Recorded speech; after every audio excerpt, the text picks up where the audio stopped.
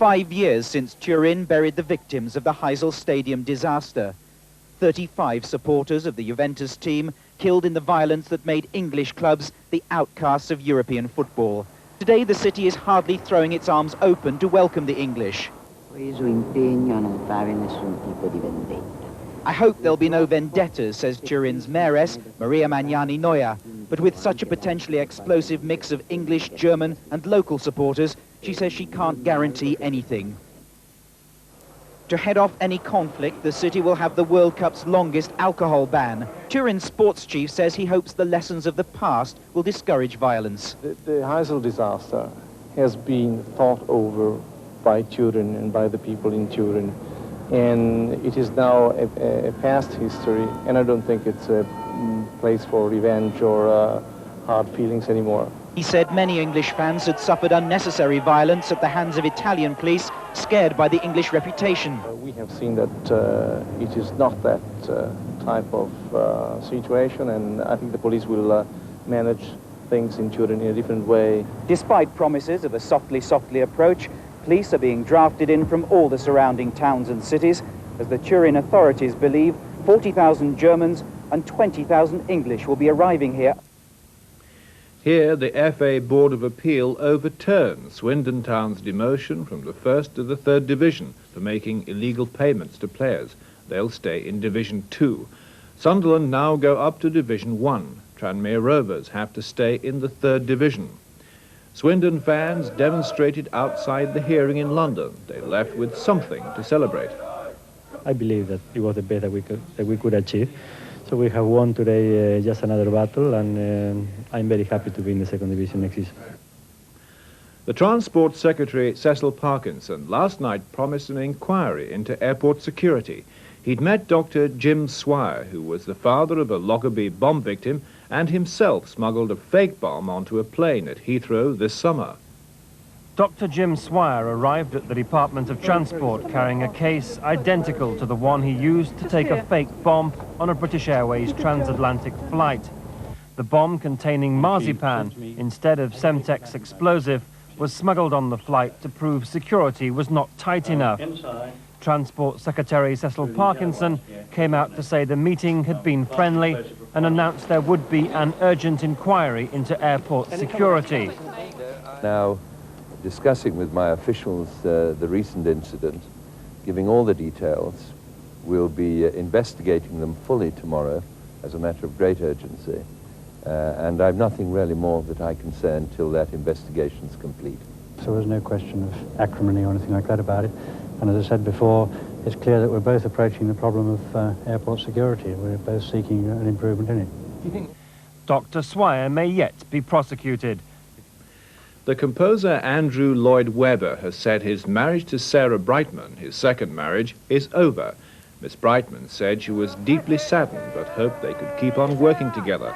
The couple met when she appeared in his musical, Cats. The breakup of that marriage is the lead story in several of the British tabloid newspapers today. The Daily Star says it could cost Mr. Lloyd Webber £150 million, half its estimation of his wealth.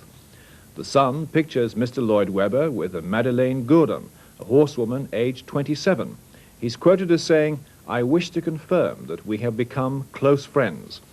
The Mail leads on Nelson Mandela's visit to Dublin yesterday and London today.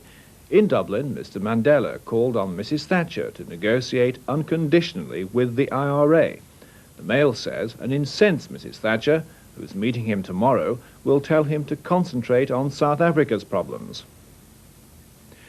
David Underdown, the police constable who strangled a Rottweiler, has said he was very upset afterwards.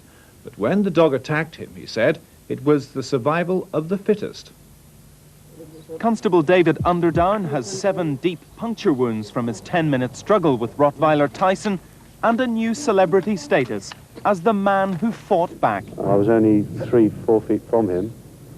There was absolutely no sign of aggression from him. I stood my ground. I said, "Nice doggy." He took 2 steps towards me and launched his attack.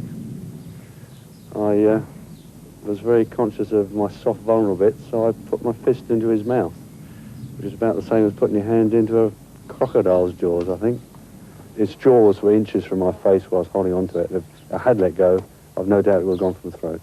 Tyson had never bitten before. His owner, who insisted on anonymity, said the officer overreacted. I lost my dog, which I loved, and, you know, I just feel that they shouldn't be allowed to get away with it. Come on, for nurture. The officer intervened after Tyson attacked 8 pet rabbits. They escaped lightly.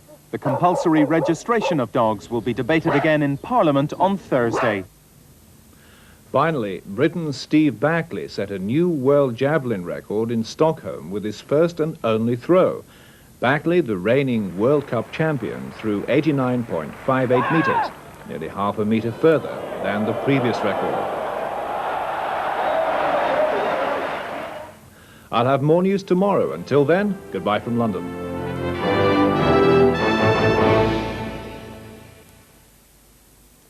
And now, to keep you up to date with what's been happening here in Spain, here's the news from our journalists in Madrid. Spain and Morocco are to create an intergovernmental commission on illegal immigration and other issues. Around 60,000 Moroccans live and work illegally in Spain and are subject to repatriation. 1,538 of them were sent back to Morocco last year, that is twice as many registered in 1986 till 1988. Although 1,500 now have a legal status, the rest are living in poor conditions. The Moroccan Minister of Foreign Affairs, Abdelatif Filali, held talks yesterday with his Spanish colleague, Francisco Fernández Ordóñez, over Felipe González's forthcoming trip to Morocco next autumn. The president of the government is to attend a summit meeting in Rabat to improve political relations between the two countries.